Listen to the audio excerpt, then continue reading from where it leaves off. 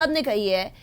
یعنی مریم نواز صاحبہ ابھی تک کہتی آئی ہیں کہ ہم اداروں کا احترام کرتے ہیں، ہم عدلیہ کا احترام کرتے ہیں۔ دوسری طرف فاروق صاحب کہہ رہے ہیں کہ یہ تو پہلے بھی مافیا کسی صورتحال اختیار ہو گئی ہے۔ آپ بھی کیا یہی سمجھتے ہیں کہ یہ کیا پری پلانڈ پرووکیشن تھی، پرووک کیا گیا پولیس کو، پرووک کیا گیا سیکیورٹی کے جو اپریٹس تھا اس تمام کو اس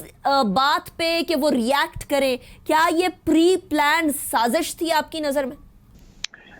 سب سے پہلی بات تو یہ کلیئر ہونی چاہیے کہ نیب نے مریم نواز صاحبہ کو ذاتی حیثیت میں بلایا تھا، ان کو کسی سیاسی حیثیت سے نہیں بلایا، ان کو ایز اے پولیٹیکل لیڈر نہیں بلایا گیا، پارٹی کے کسی پارٹی کی حیثیت سے نہیں بلایا گیا، ذاتی حیثیت میں، کیونکہ کرپشن جو ہے وہ ذاتی ہوئی ہے، تو اس لیے اس کرپشن کی چیزوں کا جواب دینے کے لیے ان کو بلایا گیا تھا۔ نہ کوئی سیاسی جواب دینا تھا، نہ پارٹی کی کارکردگی بھی جواب دینا تھا۔ اس لیے یہ جلوس کا لے کے آنا تو پہلے ہی یہ تو غلط ہو گیا کہ جی کار سرکار میں مداخلت میں اس لیے کہتا ہوں کہ آپ نے قانون کو ہاتھ میں لیا۔ اب آپ کی بات دوسری آتی ہے کہ کیا پری پلان تھا؟ میرا خیال ہے کہ یہ تو کسی شخص کو بھی شک نہیں ہونا چاہیے کہ جو بھی سیاسی لیڈر آئے گا، پہلے دیکھیے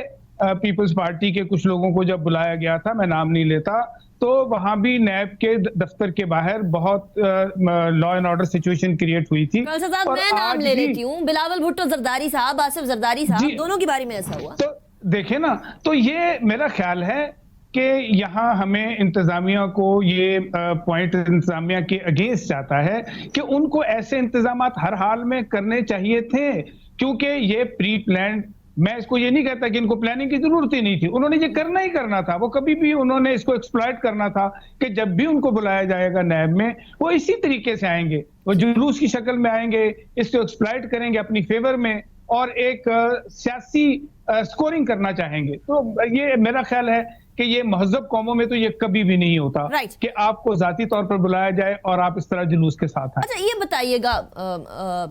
کرنل شہزاد صاحب کہ اگر کوئی ایسا ملزم جو کہ نیب میں جس نے پیش ہونا ہو، جس نے اپنی کرپشن کے معاملات کو یا تو جسٹیفائی کرنا ہو یا ماننا ہو یا پھر اس کو رد کرنا ہو، یہ تین طریقے ہی ہو سکتے ہیں، ایسا ملزم اگر اس طریقے سے سیاسی طور پر اپنے ورکرز کے ساتھ آئے، کیا اس کی بھی کوئی امپلیکیشنز ہوتی ہیں اس کے کیس کے اوپر، یا یہ میٹر نہیں کرتا؟ جو نیب میں کیس چل رہا ہوتا ہے اور ایک پریشر ڈالنے کی، پولیٹیکل پریشر ڈالنے کی کوشش کی جا رہی ہوتی ہے، کیا اس کی کیس پہ کوئی امپلیکیشنز ہوتی ہیں؟ ڈیفینیٹلی ہے۔ دیکھیے نیب کے جو نیشنل اکاؤنٹیبلٹی آرڈیننس ہے اس کے اندر یہ شک موجود ہے کہ اگر کوئی شخص کسی قسم کی تفتیش میں ہنڈرنس ڈالتا ہے، کسی قسم کی رکاوٹ ڈالتا ہے یا تعاون نہیں کرتا ہے، تو اس کے لیے کیس علیحدہ تیار کیا جا سکتا ہے، اور جو انتظامیہ کرے گی کیس وہ ایک علیحدہ ہے۔ جو آج جو کچھ ہوا ہے، پتھراؤ ہوا ہے، نقصان ہوا ہے، لوگوں کوئی زخمی ہوئے ہیں، کسی کو نقصان پہنچا ہے، عمارت کو نقصان یا گورنمنٹ کے کسی اثاثے کو نقصان پہنچا ہے، تو وہ ایک علیحدہ ہے، وہ تو پولیس کا کام ہے۔ نیب خود اگر رکاوٹ ڈالی گئی ہے تفتیش کی کاروائی میں، کسی قسم کا تعاون سے انکار کیا گیا ہے، تو میں سمجھتا ہوں کہ نیب اس سے خود کر سکتی ہے، اور اسی یہی وجہ تھی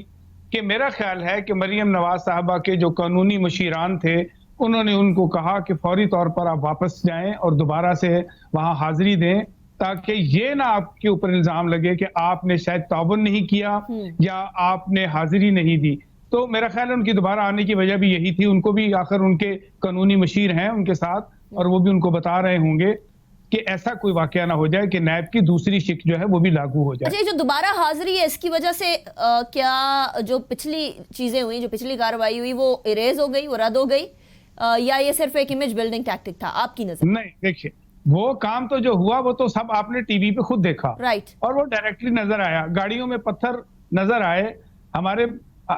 ہم نے گھروں میں بیٹھ کے وہ ساری چیزیں وہ دیکھ لی جو کبھی ہم نے لائف میں نہیں دیکھی تھی، کہ جی گاڑیوں میں پتھر بھر کے لائے گئے اور وہ دکھائے انہوں نے کیسے، اور ہم نے تو یہ بھی دیکھا کہ وہ کس طرح گاڑی میں سے پتھر اٹھا کے مارا ہے، تو یہ تو نظر آیا سب کو، تو لہذا اس میں کوئی شک نہیں ہونا چاہیے، وہ کیس اپنی جگہ سٹینڈ کرتا ہے۔ नैब ने उसके फौरन बाद ही उनको